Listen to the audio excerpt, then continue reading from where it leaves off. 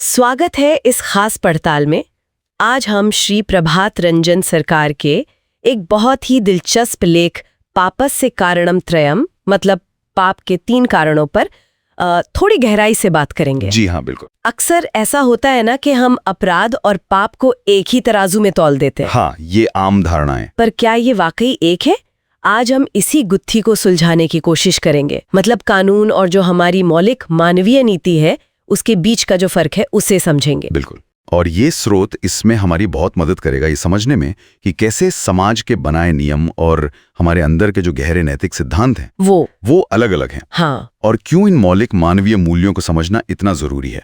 हमारा लक्ष्य यही रहेगा कि इस स्रोत से जो मुख्य बातें हैं उन्हें निकालें और उन पर चर्चा करें। तो चलिए शुरू करते हैं। स्रोत ये कहता है कि अपराध यानी क्राइम वो है जो राजनीतिज्ञों द्वारा बनाई गई अपराध संहिता या पीनल कोड का उल्लंघन करता है। और ये संहिताएं मतलब ये कोड्स कभी मानवीय होती हैं, कभी नहीं भी होती। हाँ, इतिहास गवाह है इस बात का।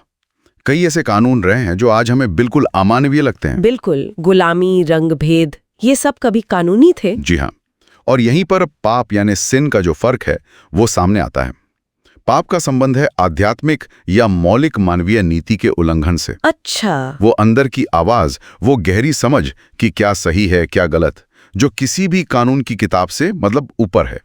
स्रोत इस बात पर जोर देता है कि हमें बस आंख बंद करके कानूनों का पालन नहीं करना है, बल्कि पहले मौलिक मानवीय नीति को देखना है, उसे प्राथमिकता देनी है। यानी कानून जरूरी तो है पर वो हमारी इंसानियत के आईने होने चाहिए, उसके खिलाफ नहीं। बिल्कुल सही कहा।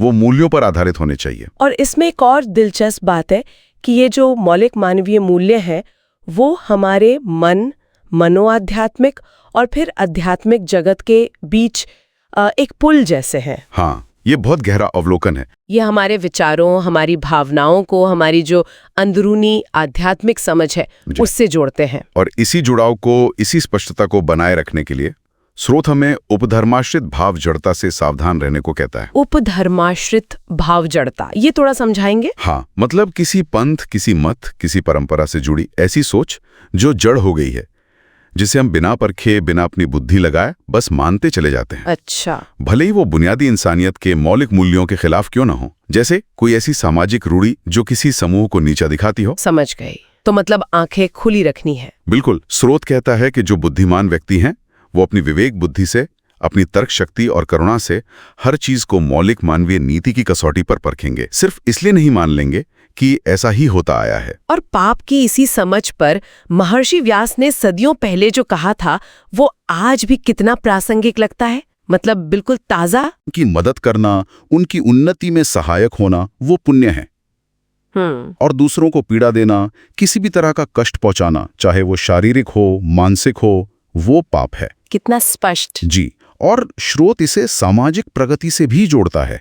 जो चीज समाज को आगे बढ़ाए वो पुण्य है, और जो समाज की प्रगति में बाधा डाले, उसे पीछे ले जाए, वो पाप है। ये एक बहुत ही मतलब सक्रिय और सकारात्मक दृष्टिकोण है। हाँ, ये सिर्फ क्या न करें नहीं बताता, बल्कि क्या करें पर भी जोर देता है। बिल्कुल। वैसे स्रोत पाप और प्रतिवाय में भी एक छोटा सा बारीक सा फर्क बताता है। जी हाँ।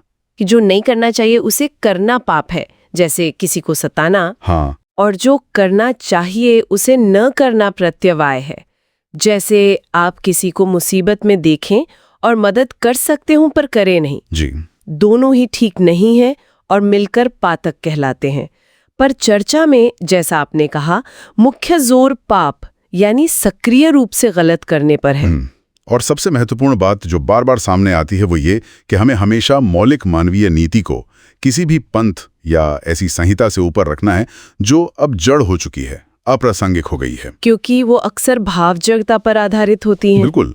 और वो मानवीय प्रगति में बाधा बन सकती हैं, जबकि मौलिक मानवीयता हमें सही रास्ता दिखाती है, आगे बढ़ने का रास्ता। तो फिर इसका हमारे लिए आज के समय में क्या मतलब है? हम इसे कैसे लागू करें? मतलब साफ है, हमें लगातार ये कोशिश करनी चाहिए कि हमारे समाज के जो कानून हैं, जो अपराध की परिभाषा तय करते हैं, और जो हमारी गहरी नैतिक समझ है, पाप की समझ, उनके बीच का अंतर कम से कम हो। हमारे कानून ज्यादा मानवीय हो, ज्यादा न्यायपूर्ण हो। निश्चित रूप से। स्रोत के अनुसार ये सद्विप्रों का कर्तव्य है। मतलब समाज के जो बुद्धिजीवी हैं, विचारक हैं, दूरदर्शी लोग हैं, उनका ये दायित्व है कि वो इस दिशा में समाज को प्रेरित करें, राह दिखाएं। और ये मौलिक मानवीय नीतियां, क्या ये बिल्कुल स्थिर है? वैसे तो ये ज्यादातर अपरिवर्तनीय हैं, बुनियादी चीजें वही रहती हैं, जैसे करुणा, सत्य, अहिंसा। लेकिन हाँ, जैसे जैसे मानवता सामूहिक रूप से आध्यात्मिक पथ पर आगे बढ़ती है, परम गति की ओर यात्रा में, तो इनमें और सूक्ष्मता आ सकती है, इनकी समझ और गहरी हो सकती है। अच्छा। पर लक्ष्य हमेशा यही रहेगा, कानूनों को उच्चतम मानवीय मूल्यों के और करीब लाना। ये एक सतत प्रक्रिया है, एक प्रगतिशील प्रयास है, एक बेहतर दुनिया बनाने का। तो आज हमने ये समझा कि अपराध एक कानूनी चीज है जो समाज बनाता बदलता है जी, जबकि पाप हमारी अंतरात्मा, हमारे मौलिक मानवीय और आध्यात्मिक सिद्धांतों से जुड़ा है। हाँ, और महर्षि व्यास का वो सदियों पुराना संदेश आज से बहुत दिन पहले पाप की संज्ञा के प्रसंग में महर्षि व्यास कह गए हैं। अष्टादश पुराणेषु व्यासस्य वचनम द्वयम परोपकारः पुण्याय पापाय पर पीड़नम। यानी 18 पुराणों में व्यास के 2 ही वचन सार हैं, परोपकार पुण्य है और दूसरों को पीड़ा देना पाप। परोपकार ही पुण्य है और दूसरों को पीड़ा देना पाप आज भी हमारा मार्गदर्शन करता है। बिल्कुल। इन मौलिक मानवीय मूल्यों को समझना और उन्हें अपने कानूनों में, अपने जीवन में उतारना ही सच्ची प्रगति का एक उज्जवल भविष्य का रास्ता है। और जाते जाते एक सवाल हम सबके सोचने के लिए छोड़ जाते हैं। हम व्यक्तिगत तौर पर और एक समाज के रूप में अपने कानूनों और अपने रोजमर्रा के व्यवहार को इन सार्वभौमिक मानवीय मूल्यों के साथ और बेहतर तरीके से कैसे जोड़ सकते हैं ताकि आने वाला कल वाकई आज से बेहतर हो। आज की हमारी चर्चा इसी पाप, या जिसे हम आज समाज की नकारात्मकता कह सकते हैं, उसकी जड़ों को समझने की एक कोशिश है। हमारे पास जो स्रोत हैं वे कुछ दिलचस्प, शायद थोड़े अप्रत्याशित कारणों पर रोशनी डालते हैं और ये हमें शायद एक बेहतर भविष्य बनाने में मदद कर सकते हैं।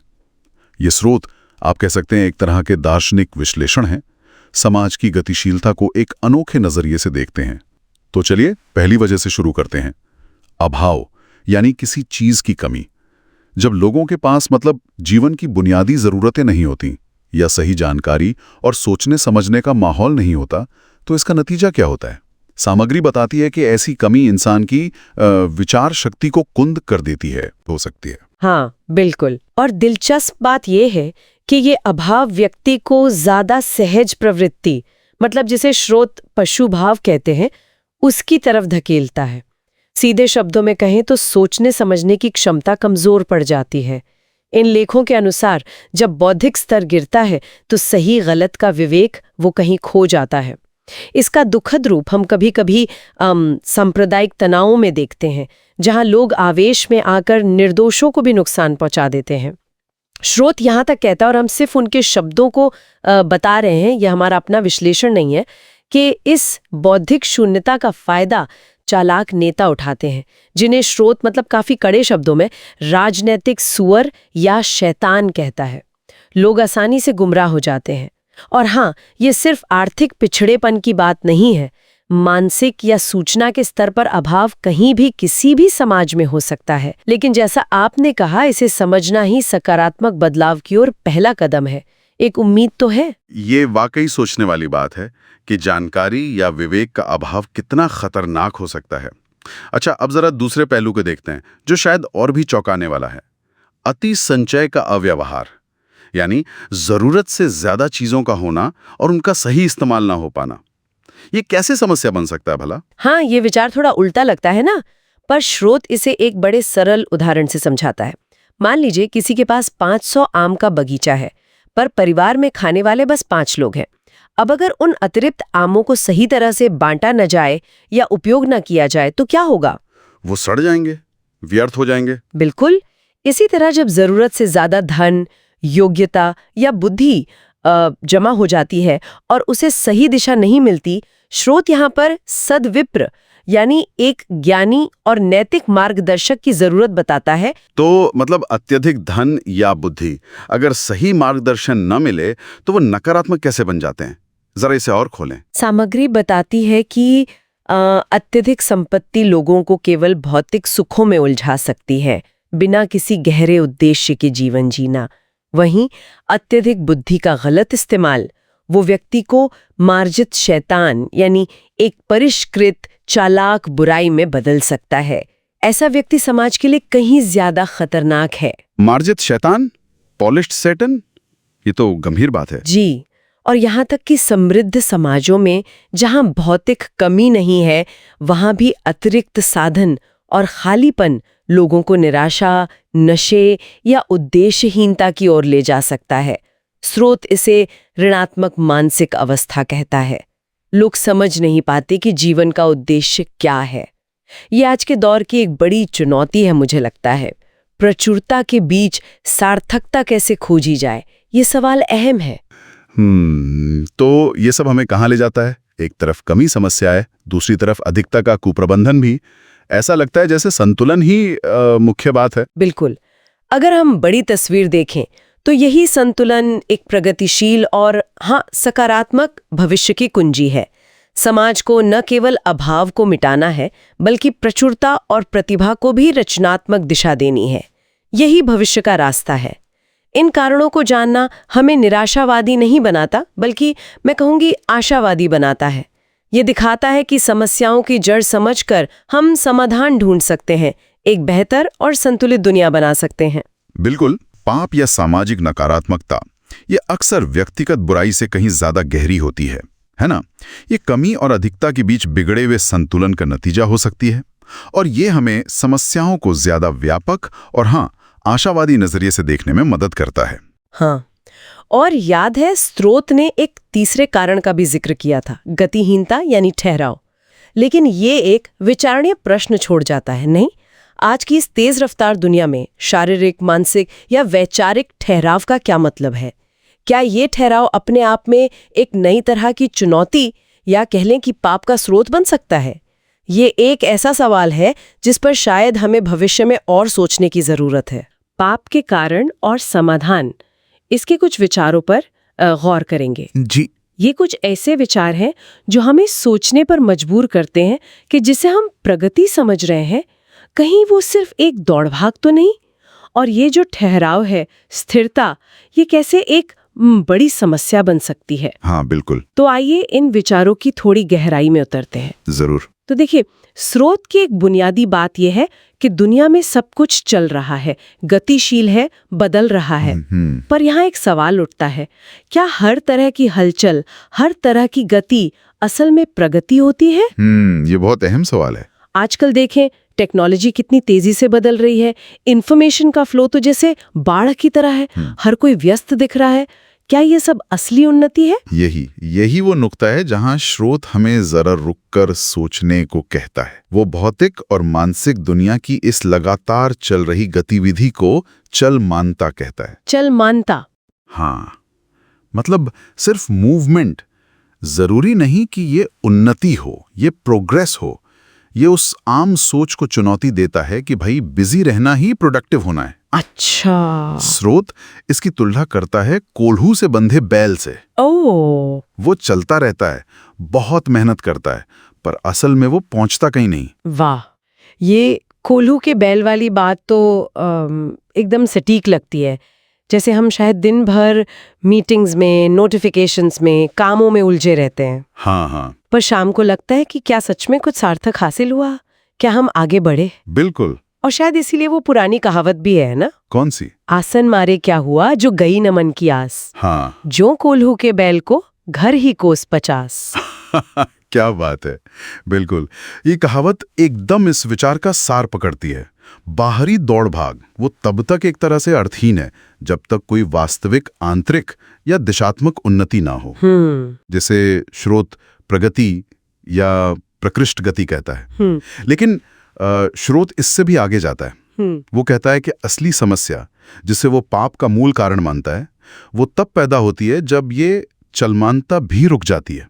रुक जाती है मतलब जब ठहराव आ जाता है, जड़ता आ जाती है। अच्छा, तो मतलब सिर्फ बिना दिशा के दौड़ना ही समस्या नहीं है, बल्कि पूरी तरह रुक जाना, वो उससे भी बड़ी दिक्कत है। बिल्कुल। जैसे कोई पुरानी सोच या कोई तरीका जो अब काम का नहीं रहा, उसे पकड़े बैठे रहना। स्रोत इसी जड़ता या रक्षणशील मनोभाव को प्रगति का सबसे बड़ा दुश्मन मानता है। वो इसे जड़वादी या मानसिक स्थविर कहता है, मतलब ऐसी मानसिकता जो बदलाव को स्वीकार ही नहीं करती, जो आगे बढ़ने से हिचकिचती है। सोचिए जरा। आप कल्पना कीजिए, एक तेज रफ्तार हाईवे पर अगर कोई गाड़ी अचानक रुक जाए या बहुत धीमी हो जाए, हाँ, तो वो न सिर्फ खुद रुकती है बल्कि पूरे ट्रैफिक के लिए, सबके लिए बाधा बन जाती है। समाज में भी कुछ ऐसी ही स्थिति होती है। सही बात है। स्रोत कहता है यहाँ गति चाहिए, और सिर्फ गति नहीं, द्रुति चाहिए। द्रुति यानी तेजी और चमक, एक पॉजिटिव मोमेंटम। तो अगर ठहराव इतनी बड़ी समस्या है तो इसका समाधान क्या है? स्रोत इस रुकावट को तोड़ने और असली प्रगति लाने के लिए क्या रास्ते सुझाता है? स्रोत मुख्य रूप से 2 कारणों और उनके समाधानों पर जोर देता है। पहला कारण बहुत जमीनी है, प्रैक्टिकल है। क्या है वो? जब लोगों के पास जीवन की बुनियादी जरूरतें पूरी करने के साधन नहीं होते, जिसे स्रोत न्यूनतम प्रयोजन कहता है, तो समाज में असंतुलन पैदा होता है, समस्याएं आती हैं। हाँ, ये तो स्वाभाविक है। तो इसका समाधान सीधा है, ये सुनिश्चित करना कि सभी की न्यूनतम आवश्यकताएं पूरी हों। और ये सिर्फ कोई दान या दया की बात नहीं है। नहीं, बिल्कुल नहीं। ये एक स्थिर और प्रगतिशील समाज की नींव है। स्रोत इसे बहुत व्यवहारिक ढंग से समझाता है। कैसे? जैसे वो कहते हैं, पड़ोसी के घर में लगी आग हमारे घर तक भी पहुंच सकती है, वैसे ही समाज के एक हिस्से का अभाव या दुख पूरे समाज की शांति और प्रगति को खतरे में डाल सकता है। ये बात तो सोचने वाली है। इसे सुनिश्चित करने के लिए स्रोत एक कुशल व्यवस्था और बौद्धिक प्रयासों की बात करता है, और जो लोग इस संतुलन को बनाने का काम करते हैं उन्हें वो एक विशेष नाम देता है, सद्विप्र। सद्विप्र? ये कौन लोग हैं? क्या मतलब है इसका? स्रोत के अनुसार सद्विप्र वो हैं जो समाज को चलाने के लिए सिर्फ नीतियां नहीं बनाते या भाषण नहीं देते। तो फिर? वो भौतिक और बौद्धिक दोनों स्तरों पर काम करते हैं। वो जमीनी हकीकत यानी जरूरतों की पूर्ति और ऊंची सोच यानी सही दिशा, नैतिक मार्गदर्शन, इन दोनों के बीच एक संतुलन बनाते हैं। अच्छा, तो ये प्रैक्टिकल और इंटेलेक्चुअल दोनों हैं। जी। और दूसरा समाधान इसी बौद्धिक स्तर पर है। लोगों को सही दिशा दिखाने के लिए शिक्षा, प्रेरणा और सही विचारों का प्रचार करना, और हाँ, जहां जरूरी हो व्यवस्था बनाए रखने के लिए शक्ति का भी संतुलित उपयोग करना। तो ये जो सद्विप्र हैं, ये इन दोनों उपायों का सही संतुलन बनाकर समाज को चलाते हैं। इनके बिना, स्रोत कहता है, समाज में वो संतुलन बनाना मुश्किल है जहां एक तरफ तो चीजें जरूरत से ज्यादा होकर सड़ रही हों और दूसरी तरफ लोग अभाव में जी रहे हों। हाँ, ये असंतुलन तो दिखता है। और ये स्थिति टिकाऊ नहीं हो सकती। तो आज की इस गहरी चर्चा का सार ये निकलता है कि असली प्रगति सिर्फ भागदौड़ या व्यस्तता नहीं है, नहीं, बल्कि एक उद्देश्य के साथ सही दिशा में आगे बढ़ना है। जी। व्यक्ति और समाज दोनों के लिए ठहराव, वो जड़ता बहुत नुकसानदेह है। बिल्कुल।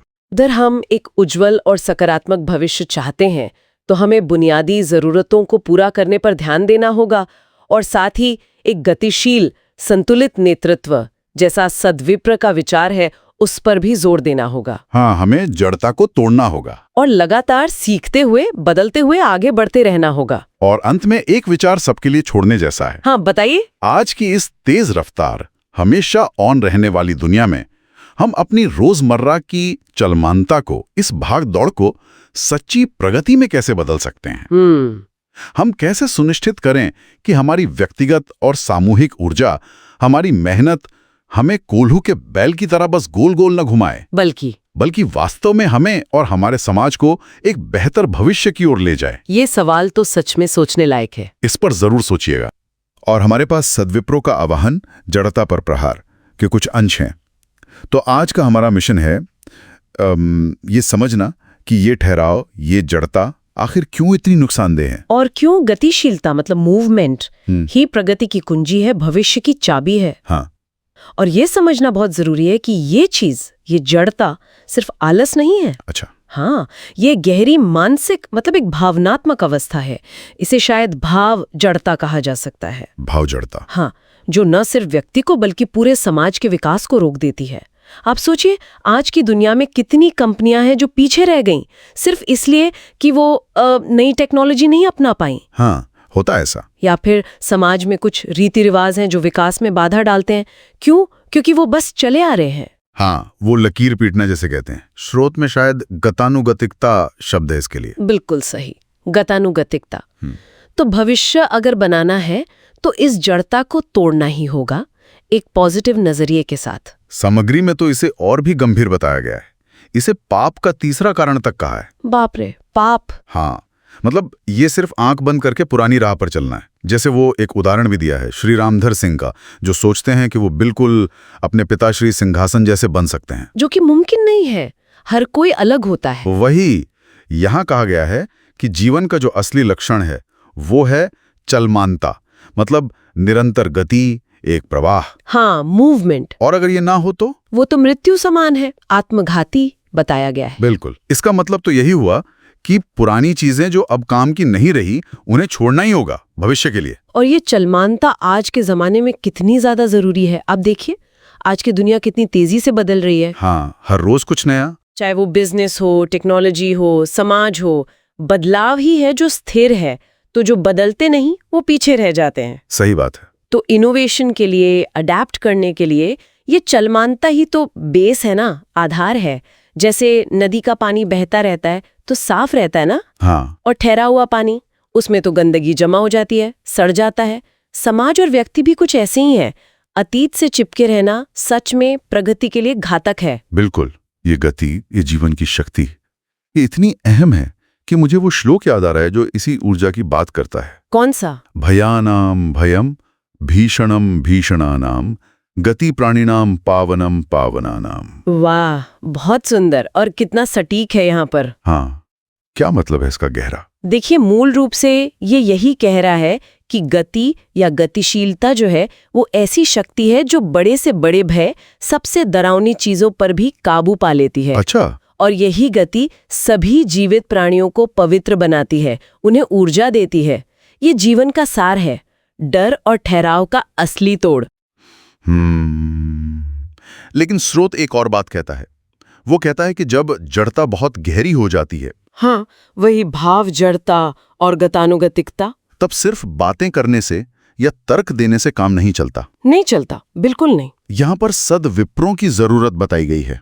मतलब जो प्रगतिशील सोच वाले लोग हैं, जो अगवा हैं, हाँ, लीडर्स। और उनके द्वारा एक जोरदार आघात या झटके की जरूरत है। पर यह आघात, ये शब्द थोड़ा कठोर नहीं लगता? मतलब झटका देना। सवाल तो जायज है, कठोर लगता है सुनने में, लेकिन यहाँ आघात का मतलब शायद तोड़फोड़ या विनाश नहीं है। तो फिर इसे ऐसे समझिए कि ये जगाने के लिए है। जैसे कोई मशीन अगर जाम हो जाए, चलती नहीं, तो उसे चालू करने के लिए हल्का सा हिलाना पड़ता है, धक्का देना पड़ता है ना। हाँ, कभी कभी। तो यहाँ तर्क ये है कि जो गहरी जड़ता है, जहाँ तर्क पहुंच ही नहीं पा रहा, उसे तोड़ने के लिए एक सचेत, एक शक्तिशाली प्रयास जरूरी है। एक पुश। हाँ, एक तरह का पुश। और ये सद्विप्र वही लोग हैं जिनमें ये हिम्मत है, ये विजन है कि समाज को आगे ले जाए। हाँ, और इन सद्विप्रों के बारे में ये भी कहा गया है कि उन्हें रोका नहीं जा सकता। वो नरमी से नहीं, बल्कि दृढ़ता से सही रास्ते पर लाएंगे। अच्छा, इसके लिए प्रकांड, बड़े हथौड़े का जिक्र है। बाप रे, बड़ा हथौड़ा। हाँ, सुनने में तो बहुत जोरदार लगता है, पर इसे एक सकारात्मक शक्ति की तरह देखा गया है। जैसे कोई मूर्तिकार होता है ना, हाँ, वो छीनी हथौड़े से पत्थर का जो फालतू हिस्सा है, जो उसकी जड़ता है, उसे हटाता है, ताकि अंदर से एक सुंदर भविष्य की मूर्ति निकल सके। वाह, क्या बढ़िया उपमा है। तो ये मानवता की प्रगति का रास्ता साफ करने वाली शक्ति है। बिल्कुल।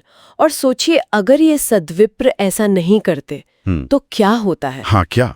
तो स्रोत चेतावनी देता है कि जो लोग जड़ता में डूबे हैं, वो न सिर्फ अपना नुकसान करते हैं, जिसे आत्महनन कहा गया है। आत्महनन, खुद का विनाश। हाँ, बल्कि वो दूसरों की प्रगति के रास्ते में भी एक भारी चट्टान की तरह बन जाते हैं। स्रोत में जगदल पत्थर कहा गया है। जगदल पत्थर मतलब जो हटे ही ना। हाँ, जो सबके रास्ते को रोक दे।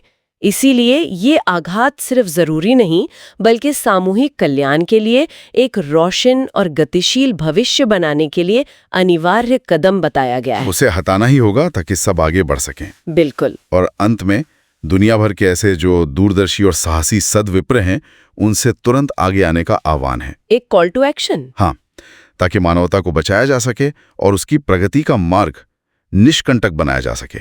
मतलब बिना कांटों वाला, बाधा रहित, सुगम। वाह। इस प्रयास से भविष्य का रास्ता आसान होगा, मजबूत होगा और खुला होगा। कितनी आशावादी और ऊर्जा से भरी दृष्टि है ये। तो कुल मिलाकर सार यही निकलता है कि देखिए, जड़ता एक बोझ है, प्रगति में बहुत बड़ी बाधा है। हाँ, गतिशीलता ही जीवन है, भविष्य की धड़कन है, और कभी-कभी समाज को इस गहरी नींद से जगाने के लिए, आगे बढ़ाने के लिए सक्रिय और शायद थोड़ा जोरदार हस्तक्षेप भी जरूरी हो जाता है। वो सद्विप्रों द्वारा आघात। हाँ, पर लक्ष्य हमेशा सकारात्मक है, मानवता के लिए एक साफ, एक आसान और उज्जवल रास्ता तैयार करना। ये वाकई सोचने पर मजबूर करता है। अगर हम आज के जमाने में देखें तो ये सद्विप्र कौन हो सकते हैं? क्या वो हमारे वैज्ञानिक हैं, कलाकार हैं, उद्यमी, समाज सुधारक? अच्छा सवाल है। और समाज की जो अलग अलग तरह की जड़ताएं हैं, उन पर प्रहार करने के लिए वो बड़ा हथौड़ा क्या हो सकता है?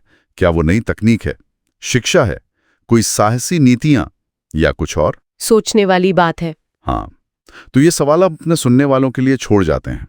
अगली बार तक सोचते रहिए।